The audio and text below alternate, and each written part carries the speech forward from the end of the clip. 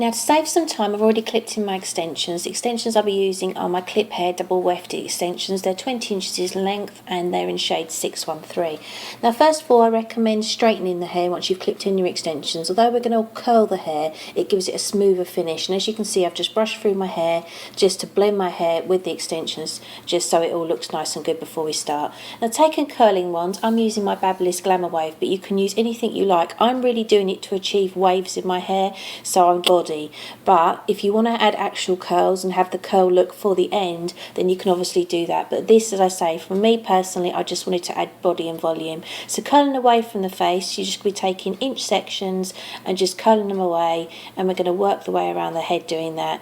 And as you will see, I'm literally just pulling the hair through the curling wand, pulling it down almost like I'm blow drying.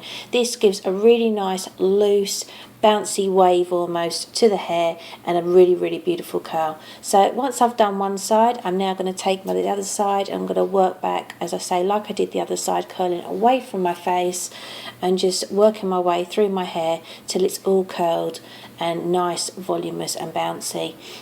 Now, once you have curled all your hair, I recommend letting your curls set before you actually do anything with them and spraying them with some hairspray. You could also do this, as I say, with a conical wand, or you could even do it with heated rollers, but make sure you let the curls cool before playing with them. So once you've curled your hair, you should be left with something like this. I'm now applying a little bit of hair oil.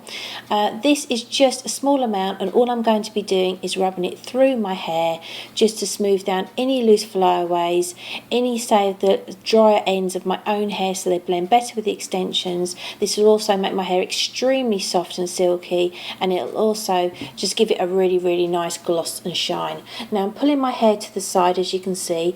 This is just a little bit easier because this is the side I personally want to take it to. Obviously, if you wanted to do your hair with a plait the other side, you could do it the other side quite easily, but this is just the side that I chose to do it on. Now I'm going to be using some clear hair bands, as you can see here. These are actually slight pastel ones, but I recommend clear because they'll hide better in your hair when you're using them. You can pick these up in Claire's accessories and places like that, and they're relatively cheap. Now, taking two sections from the back, you're going to be taking about half an inch sections into an inch sections, but I'd say half an inch, and you want to take one each side, and you're going to wrap them around the main bulk of your hair, as you can see, like so. And for the first one, I actually crossed the pieces of hair over. You're now going to tie them in their own little ponytail, if you like, with one of the clear hair bands, and just secure this so it's nice and secure on the hair.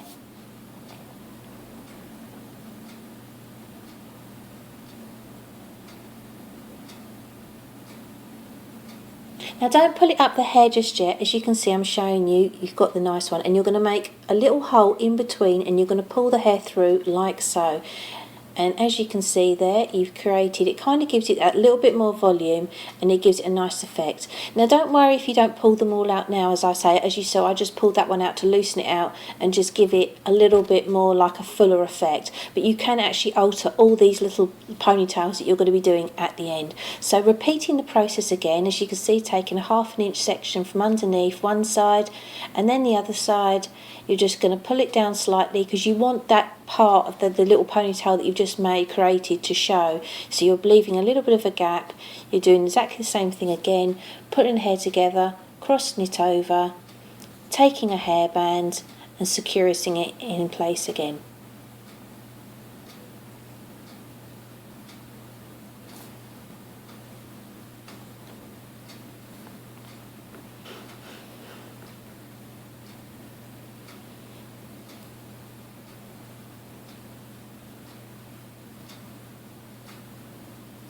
So once you have it secured in place, taking your fingers through the ponytail that you've just made, as you can see like so, you're going to take the hair, flip it through it and pull it through.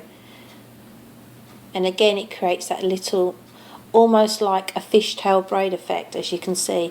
What I love about this also is if you've got layers, it's perfect for you because it hides. Obviously when you do a fishtail, you often get all those little bits of loose hair hanging out. This way you don't. It's much nicer way of doing it, and it's actually quite effective because you could also thread flowers through here, gems and jewels, pins. you could have this all threaded through the actual the braid that you're making, or the faux braid, and it gives an absolute beautiful effect. So once you've obviously created those, you're going to work your way down, and you can go down as far as you like. You could go right down to the bottom of your hair if you wish, but what I like to do is actually leave probably a good, say, 5 to 6 inches at the bottom, which I like to have wavy and curly. But this effect is absolutely beautiful because it's one of those things, it's so simple and easy to create, but it looks a lot more complex than what it actually is. So as you can see, I'm just working my way down. I've speeded this up a little bit here just so that we can get through this bit nice and quickly. As you can see, I pull them out as I go along, but at the end I readjust them and I make them as I want them, because you can obviously tighten them up again if you pull it out too loose, because you're not actually taking the ponytails themselves that you've made into the next ponytail. These are kind of loose, but they sit underneath, so they all overlap each other.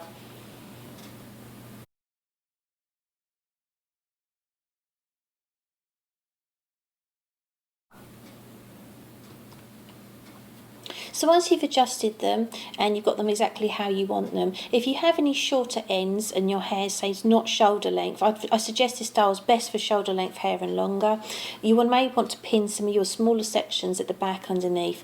Literally just get a couple of bobby pins and sort of thread them through the hair and push upwards, and these are sort of hidden within the hair. No one can see them, no one knows they're there, and you know, they're keeping your hair in place throughout the day, because on your wedding day you want your hair to be held in place. That's the finished look, as you can see once it's done. I'll turn around and show you. Side on, as you can see, it looks just like a really loose fishtail braid, but it's a lot more secure because of all those bands. Obviously, as I say, my hair's a little bit short for this style, unfortunately, but you can pin the back so it goes up, it's hidden, everything's hidden, there's no clip showing, and you've got a really elegant look for your wedding day.